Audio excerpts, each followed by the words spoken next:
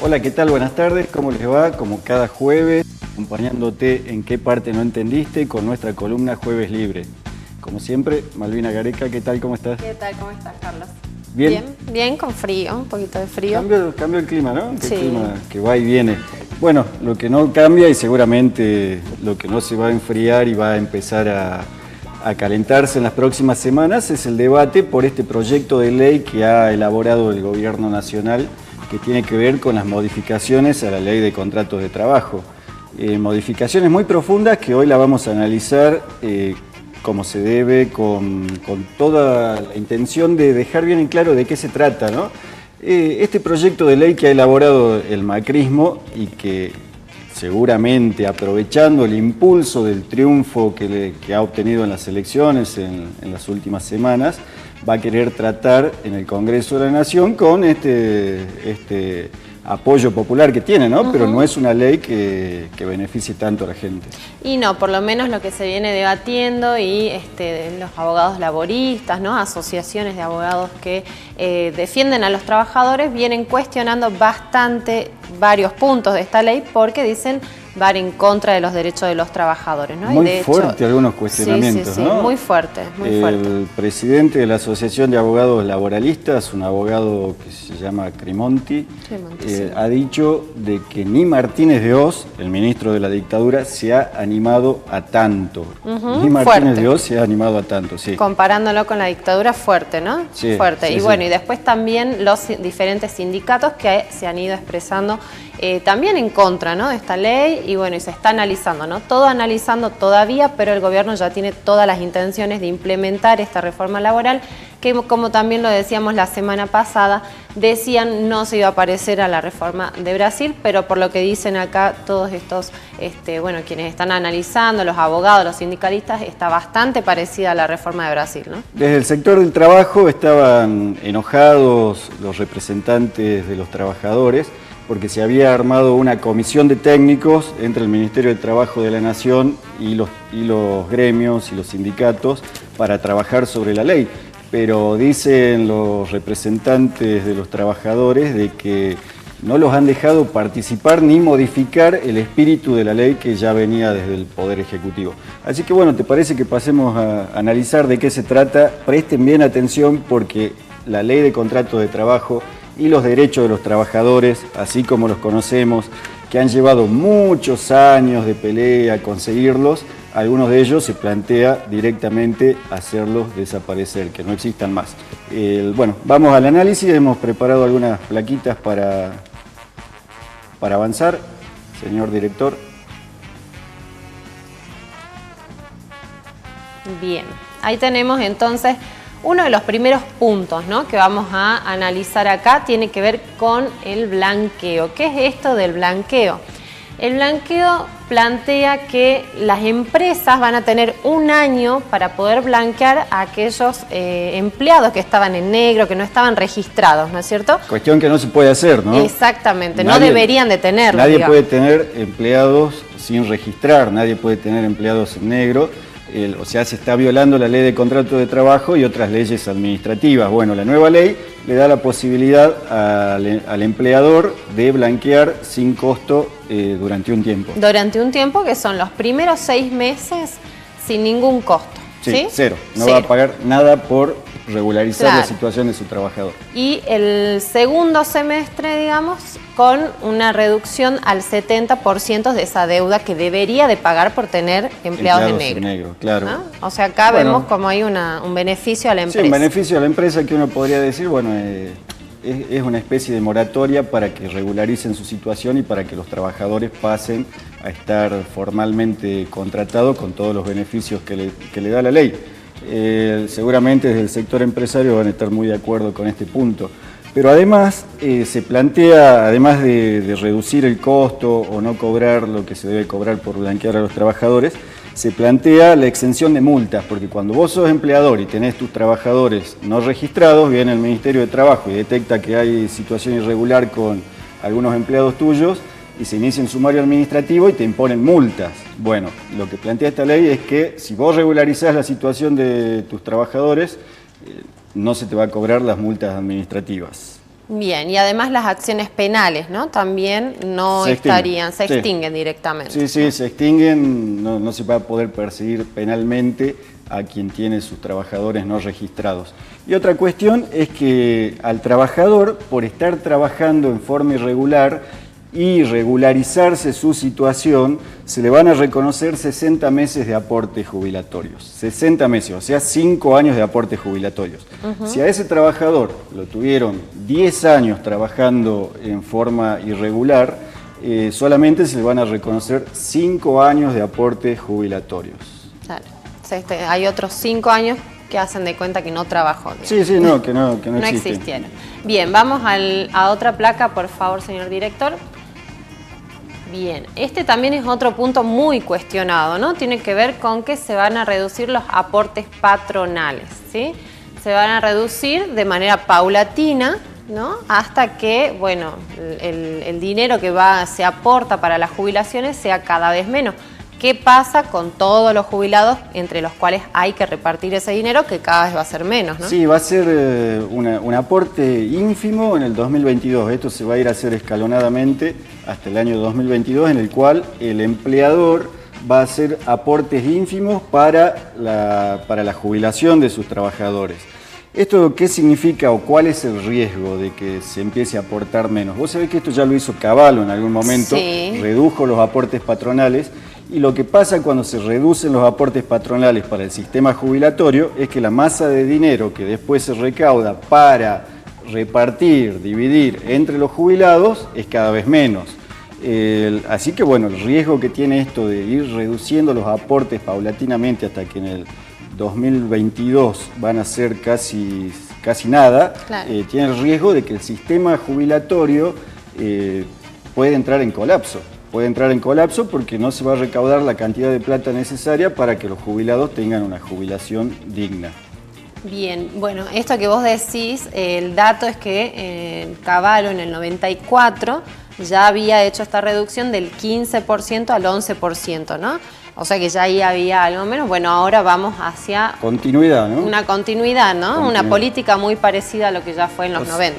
Claro, eso, ¿no? O sea, muchas de las cosas que se pretenden hacer con esta ley ya se intentaron en otro momento y no fue durante gobiernos que defendían a los trabajadores, sino durante gobiernos que perjudicaban a los trabajadores. Bueno, eso con el tema de la reducción de aportes patronales. El problema es que puede colapsar el sistema jubilatorio.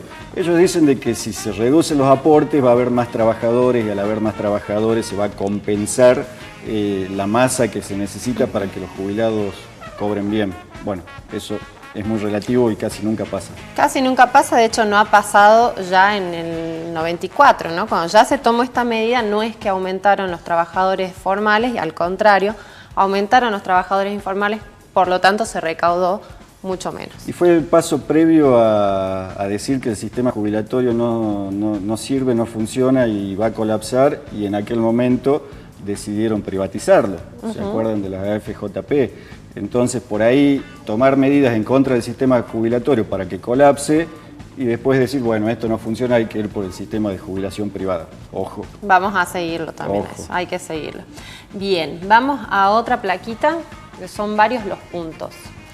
Se modifica el concepto de trabajo, ¿no? Acá es muy interesante cómo se plantea la idea de cooperación entre el empleador y el empleado, ¿no? Claro, el espíritu de la ley de contrato de trabajo y el espíritu de la relación de trabajo en la Argentina y en toda Sudamérica y en todo el mundo es que no hay dos partes que cooperan. Hay una parte que es empleadora, que tiene todo el poder, y hay otra parte que tiene que trabajar y que tiene que hacer las cosas que ese empleador le dice que haga. No hay cooperación. Claro, una persona va y entrega su trabajo a cambio de un salario. Claro, no están en una situación de igualdad de condiciones. ¿No? Para eso está la ley, para justamente resguardar al trabajador, que se supone que no está en la misma situación y relación de poder que el empleador. Pero bueno, acá se cambia. El derecho laboral y la ley de contrato de trabajo y todas las leyes laborales existen porque la relación entre empleador y empleado no es una relación entre pares, no es una relación entre iguales, es una relación entre alguien que tiene mucho poder, que es el empleador, que tiene, por ejemplo, el poder de decir, ah, no, si vos no aceptás las condiciones que yo te impongo, no te contrato, y viene otro que sí la va a aceptar, tiene ese poder. Y el trabajador que no tiene, no es que el trabajador se sienta con el empleador y a través de la cooperación y la igualdad de condiciones en las que están, discuten entre ambos las condiciones laborales. No, en general te las impone el empleador.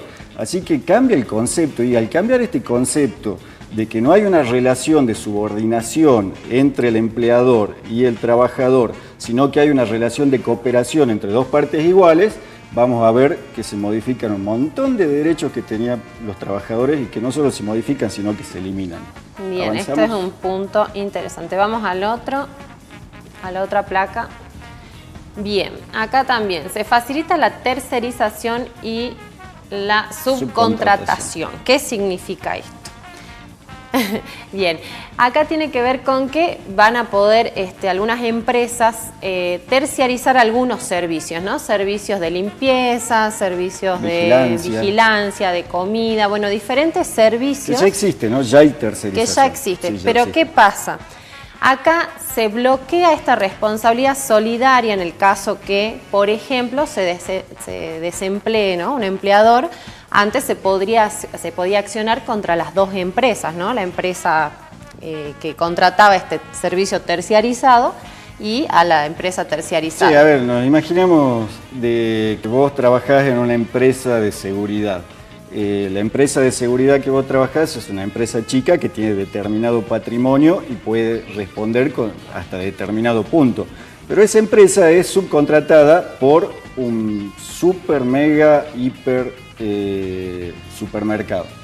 Entonces, si ahora a vos en tu relación laboral te pasaba algo, vos estás cumpliendo tus horas como seguridad privada en el hipermercado, que sí tiene patrimonio, que sí tiene mucho dinero para responder ante cualquier eventualidad, actualmente vos podías demandar a tu empresa que te contrataba, la empresa de seguridad de la cual formas parte o la cual te contraté, y también podías demandar solidariamente a la empresa en la cual estás prestando el servicio.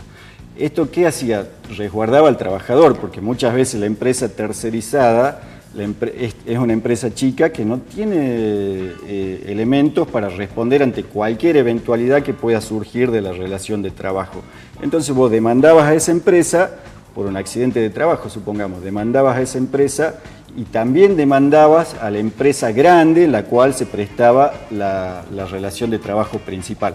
Ahora se rompe esa solidaridad y la empresa en la cual se brinda el servicio principal, la empresa que desarrolla la actividad principal, ya no responde, o sea, le queda al trabajador únicamente ir y demandar a la empresa tercerizada, con el riesgo que esto implica de que esa empresa tercerizada es mucho más chica que la de la actividad principal y tiene menos recursos y menos posibilidades de afrontar el pago de las demandas que pueda hacer el trabajador. Claro, y si no tiene esa empresa chica cómo responder, el empleado se queda sin nada, ¿no es cierto? Se quiebra la solidaridad.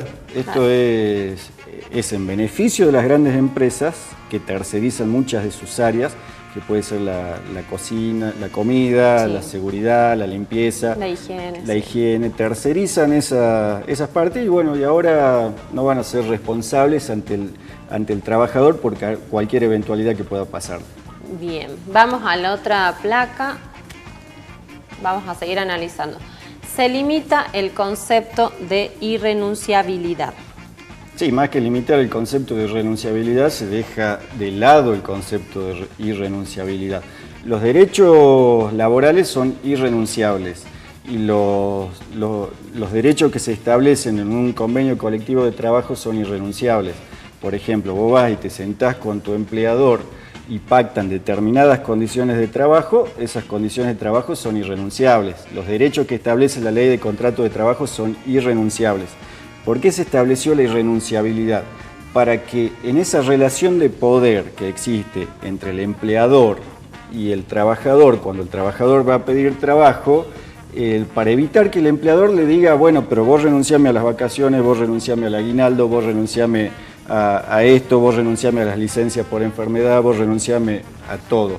Entonces, para proteger al trabajador se estableció en la ley sabiamente de que los derechos de los trabajadores son irrenunciables. O sea, el trabajador no puede renunciar, porque se supone que si renuncia no lo está haciendo por voluntad propia, sino que lo está haciendo por presión de quien le va a dar trabajo.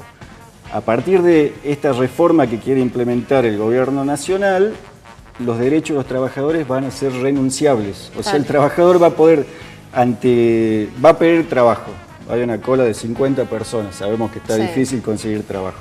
Hay una cola de 50 personas, el empleador se sienta en una gran empresa y le dice, bueno, pero si vos querés este trabajo me vas a tener que renunciar a este derecho que establece la ley, a este otro, a este otro, a este otro, a este otro. ¿Y va a valer eso? Claro, o sea que no vas a tener forma después de quejarte, o sea, ¿lo aceptás o no tenés trabajo? Claro, básicamente. Básicamente así funciona la flexibilización laboral, ¿no? O aceptás las condiciones que yo te impongo, o ahí afuera hay 20 más que quieren el mismo puesto de trabajo que vos. Claro, terrible. Sí, terrible. Sí, esto de que ahora se pueda renunciar a los derechos de los trabajadores es tremendo. Es tremendo. Bien, vamos con la otra placa. Otro punto que también tiene que ver con perder estos derechos de los trabajadores, la flexibilidad del concepto de ius variandi, que bien nos puedes explicar, Carlos, ¿qué significa el ius variandi? Sí. Cuando vos firmás un contrato de trabajo, se establecen ciertas condiciones de trabajo, como el horario, como el lugar donde se va a desarrollar el trabajo, y el empleador no puede unilateralmente modificar las condiciones de trabajo. Por ejemplo, vos decís, bueno, voy a trabajar en el centro de la ciudad de Salta, a 3 cuadras de la Plaza 9 de Julio, y firmás un contrato de trabajo, y el contrato de trabajo dice que vas a trabajar en ese lugar, porque a vos te conviene, porque tenés tu familia cerca, no te pueden llevar de un día para el otro a Metana a trabajar porque está lejos, ¿no es cierto? Entonces, hasta ahora la ley de contrato de trabajo establece que cuando a vos te modifican las condiciones laborales de una forma que vos te sentís perjudicado o perjudicada, por ejemplo esto, vos trabajás en el centro de la ciudad de Salta y de repente el empleador dice, a partir del martes tenés que trabajar en Metam. Claro. Y vos decís, pero ¿cómo me voy a ir a Metam a trabajar? No puedo. Aparte yo firmé un contrato de que mi trabajo iba a ser acá. Bueno, la ley de contrato de trabajo hoy te da 2 opciones. Una, podés demandar al empleador para que te restituya las condiciones laborales que vos habías firmado en el contrato de trabajo. Esto es que vos podés demandar al empleador para que no te mande a Metana a trabajar, sino para que te siga manteniendo el trabajo a 3 cuadras de la Plaza 9 de Julio como lo venías haciendo hasta ahora, o podías pedir una indemnización. La ley ahora te cierra la posibilidad de que demandes la restitución de las condiciones de trabajo que vos habías pactado. Solo tenés la posibilidad de pedir indemnización. Indemnización y quedarte sin trabajo. Claro. Esto pasó con PepsiCo. Hace poco tiempo lo charlamos acá al tema de PepsiCo, esa empresa de snacks de Buenos Aires, que querían levantar una planta y mandar a todos los trabajadores a Mar del Plata. Sí. Una planta en la ciudad de Buenos Aires, a Mar del Plata. Lógicamente mucha gente no se puede ir porque tiene la familia, la escuela, los hijos, porque no quiere irse a otro lado. Y les dijeron, bueno, tomen la indemnización y váyanse. Claro. O sea, te quedaste sin trabajo, te dan indemnización.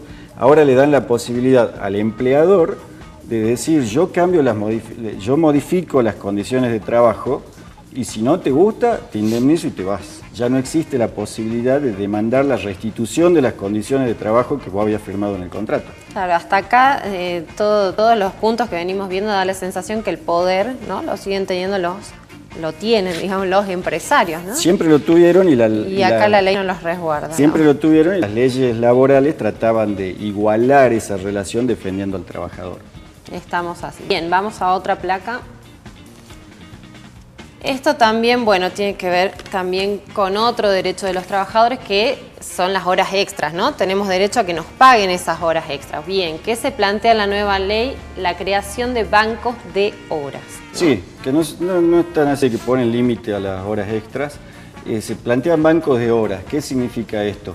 Que en vez de pactar en el contrato de trabajo cantidad de horas por día, vos te sentás cuando vas a arreglar un contrato de trabajo con el empleador y te dice vas a trabajar 8 horas por día. Bueno, 8 horas por día, y vos sabías que esas 8 horas por día eran de las 8 a las 16 o como estén repartidas, ¿no? Sí. Tenías la seguridad de cuánto duraba la jornada de trabajo. Ahora se va a poder pactar semanalmente. Entonces vas a decir, vamos a tener 50 horas semanales, y 30 horas semanales. Sí. Ese va a ser el banco de horas. Vos vas a pactar con el empleador un banco de horas, 30 horas semanales. Y el empleador las va a distribuir como le convenga o como quiera.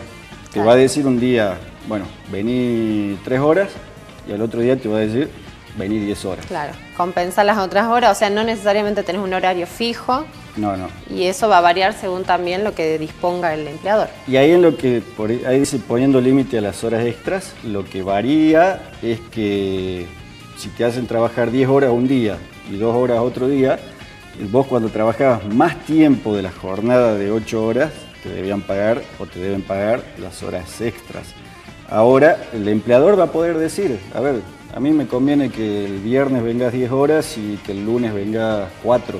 Claro. O sea, se va a pactar, si se entiende el concepto, por semana, cantidad de horas por semana, y el empleador va a tener la absoluta discrecionalidad para decidir cómo se dividen esas horas durante los días de la semana. Un día venís 5 horas, y otro día no vengas, y al próximo... pero al día siguiente venís y cumplí el doble de horas. Claro, y ahí sí, bueno, podemos ver que tienen ellos la posibilidad de ya no pagar directamente estas horas extras porque te excedes de ese tiempo, pero al ser por semana los horarios, bueno, no estarías sobrepasándote en las horas por día, ¿no? De que tenés que trabajar. Sí, porque no va a estar establecido cuánto va a ser la jornada laboral por día, claro, sino que va a estar en un banco de horas semanal. Claro.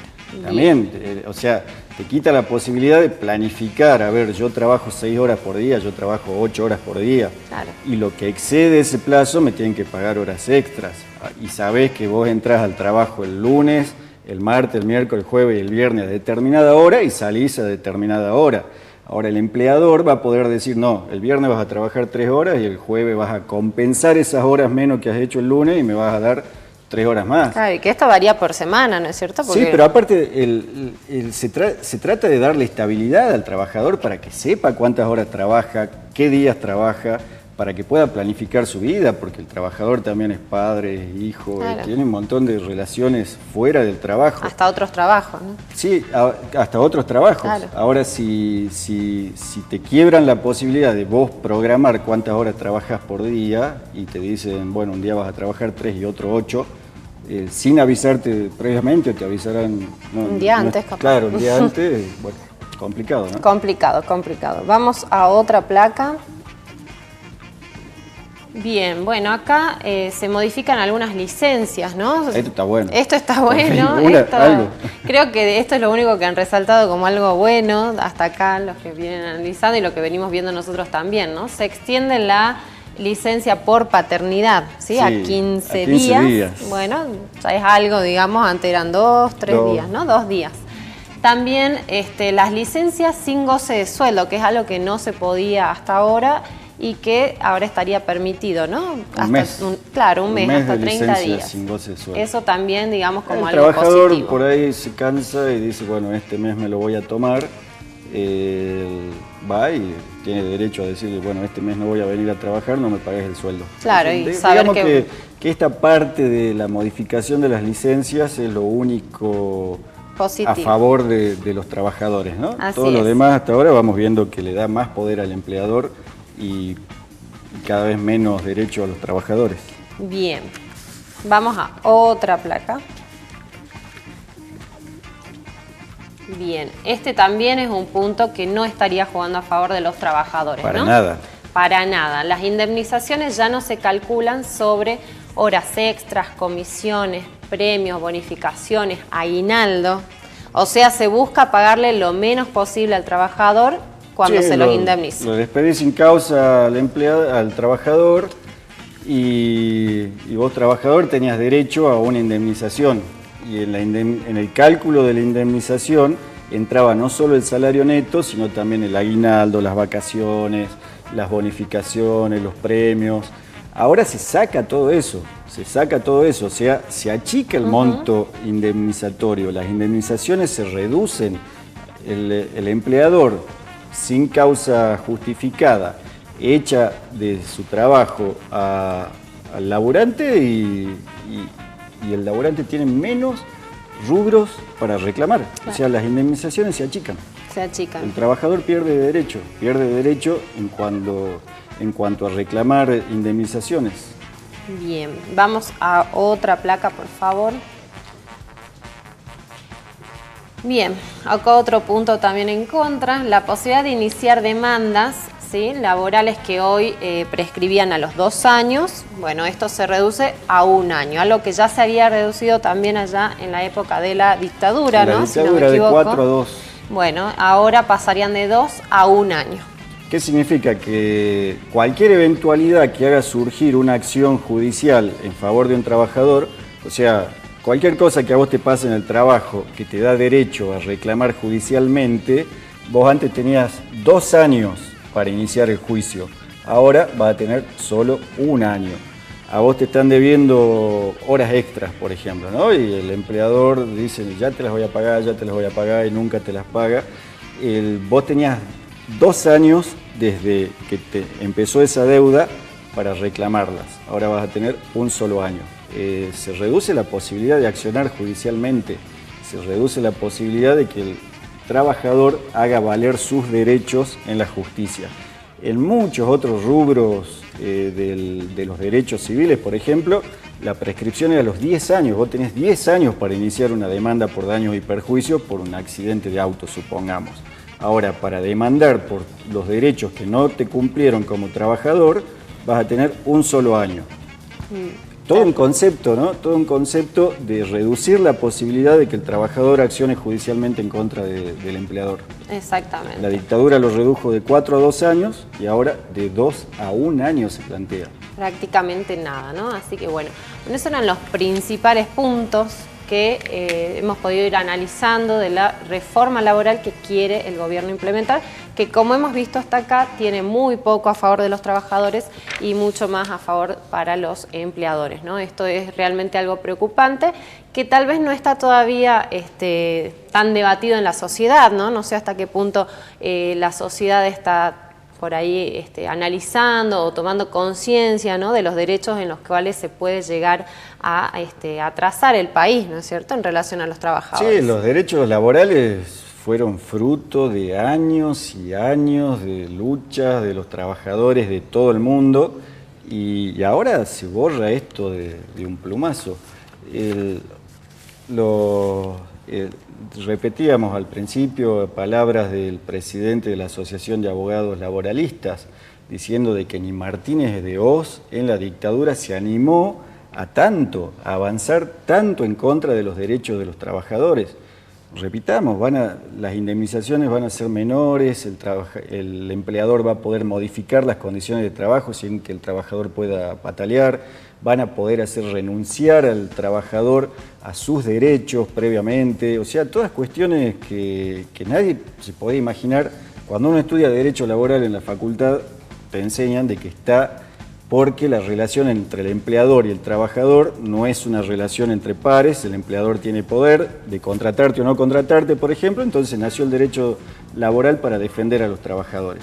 Con esta modificación que plantea el gobierno nacional de Mauricio Macri, se da por tierra con todos los derechos laborales y se da por tierra con un montón de conquistas, ¿no? De que te paguen las horas extras, por ejemplo, de que vos tengas seguridad de que la jornada de trabajo dura 6 horas, 8 horas o lo que dura, se termina. O sea, la ley de contrato de trabajo tal como se la conoce y los derechos laborales tal como se conocen hasta ahora, chao, no van a existir más. De hecho, por eso es que acá estos abogados laboralistas hablan de que hay un proyecto de flexibilización laboral, ¿no?, más que de reforma. ¿Qué es esta flexibilización? Algo que también ya se ha vivido en los años 90 y que tiene que ver con un programa que apunta, ¿no?, a reducir los gastos del Estado y a que en definitiva tengan mayor beneficio las empresas que los mismos trabajadores, ¿no? Se reducen los gastos de los empleadores.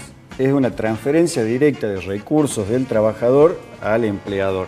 Porque no lo hemos analizado, pero se va a crear un banco que ya les digo cómo se llama, el Fondo de Cese Laboral, por ejemplo. Sí. Hasta ahora el obligado de pagar la indemnización es el trabajador. Si te despides sin causa, es el empleador el que tiene que pagar la indemnización. Ahora se plantea que haya un fondo de cese laboral al cual el trabajador vaya aportando para cuando lo despidan.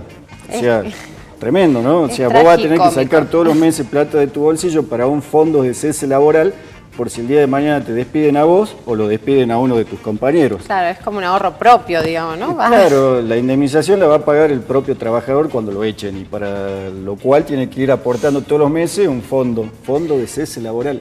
Por favor, cuestiones muy duras, muy difíciles.